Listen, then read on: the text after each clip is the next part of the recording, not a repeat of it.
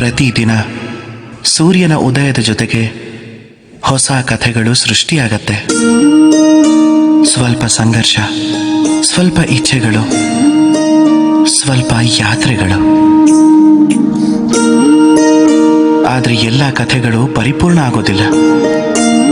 ಸಕಲ ಸಂಘರ್ಷಗಳನ್ನು ಗೆಲ್ಲೋಕ್ಕಾಗಲ್ಲ, ಸಕಲ ಇಚ್ಛೆಗಳು ಪ್ರಾಪ್ತಿಯಾಗಲ್ಲ. ಹಾಗೆ ಹಲವು ಯಾತ್ರೆಗಳು ಅಪೂರ್ಣವಾಗಿ ಉಳಿದೋಗುತ್ತವೆ.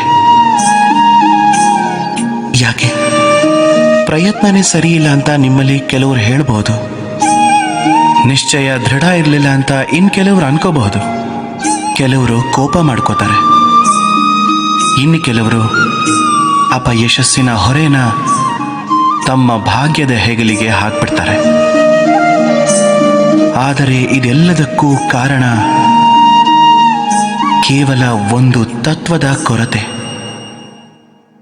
ಕಮ್ಮಿ ಆಗಿರೋದು 2 ಅಕ್ಷರ.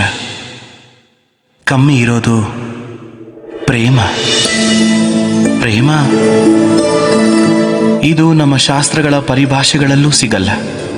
ನಮ್ಮ ಶಸ್ತ್ರಗಳ ಬಲದಲ್ಲೂ, ಪಾತಾಳದ ತಳಗಳಲ್ಲೂ, ಆಕಾಶದ ಧಾರೆಗಳಲ್ಲೂ ಇಲ್ಲ.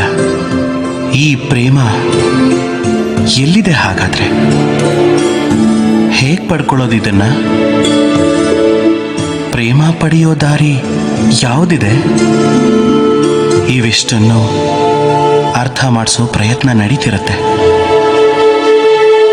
ಹಾಗಾದ್ರೆ ಬನ್ನಿ, ಈ ಯಾತ್ರೆಯಲ್ಲಿ ಭಾಗಿಯಾಗಿ ಈ ಪ್ರೇಮದ ಭಾವ ತೀವ್ರತೆಯ ಮಹಾಕಥೆಗೆ ಸಾಕ್ಷಿಯಾಗಿ. ಇದು ಅಲೌಕಿಕವಾದರೂ ಇದೇ ಲೋಕದಲ್ಲಿ ರಚನೆಯಾಗಿತ್ತು.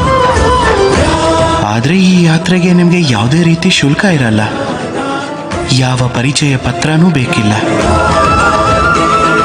ಒಂದೇ ಒಂದು ಸಲ ಮನಸ್ಸಿಂದ ಹೇಳ್ಬಿಡಿ, ರಾಧೆ ರಾಧೆ ರಾಧೆ.